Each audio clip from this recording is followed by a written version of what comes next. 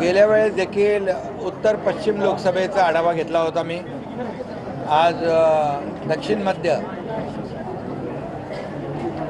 लोकसभेचा आढावा या ठिकाणी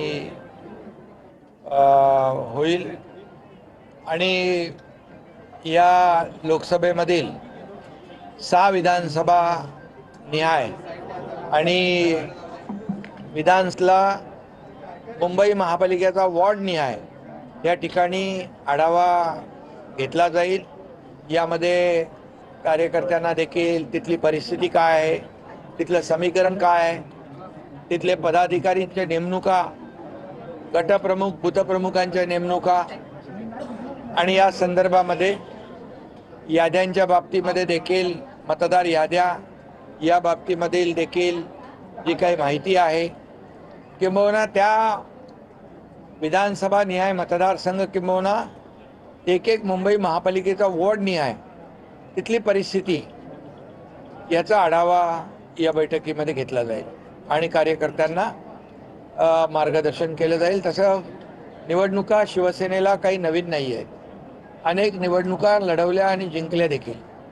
त्यामुळे मला विश्वास आहे की मुंबई महापालिकेत मी मुख्यमंत्री असताना माझ्या 2.5 वर्षाच्या कारकिर्दीमध्ये मुंबईतले सिमेंटचे कॉन्क्रीटचे रस्ते असतील, सिवरेज ट्रीटमेंट प्लांट असतील, हिंदुहृदय सम्राट बाळासाहेब ठाकरे आपला दवाखाना असेल,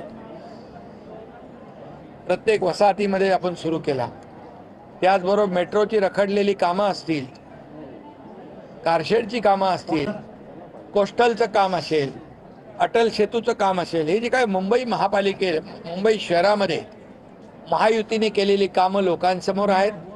आता देवेंद्रजींच्या मार्गदर्शनाखाली आमची टीम त्याच वेगाने पुढे जाते आणि मुंबई शहर जे आहे हे मुंबई शहर जागतिक शहर आहे आणि या शहरामध्ये G20 सारखे एक्झिबिशन देखील झाले, G20 सारख्या परिषदा झाल्या आणि परवाच ब्रिटनचे UKचे प्रधानमंत्री देखील मुंबईला येऊन आदरणीय प्रधानमंत्री नरेंद्र मोदीजींच्या बरोबर काही करारनामे देखील केले आणि त्याला पहिल्यांदा मुंबईला प्राधान्य दिलं आणि म्हणून मुंबईचं जे वैभव आहे, मुंबईचं जे महत्त्व आहे हे किती मोठं आहे हे यावरून स्पष्ट होत आहे। त्यामुळे आम्ही केलेलं जे महायुतीने केलेलं काम 2.5-3 वर्षामध्ये, जसं त्याची आम्हाला पोचपावती विधानसभेच्या निवडणुकांमध्ये लँडस्लाईड विक्ट्रीने मिळाली, तशीच पोचपावती येणाऱ्या मुंबई महापालिकेच्या निवडणुकीमध्ये देखील महायुतीचाच भगवा फडकल्याशिवाय राहणार नाही, हा विश्वास मला आहे।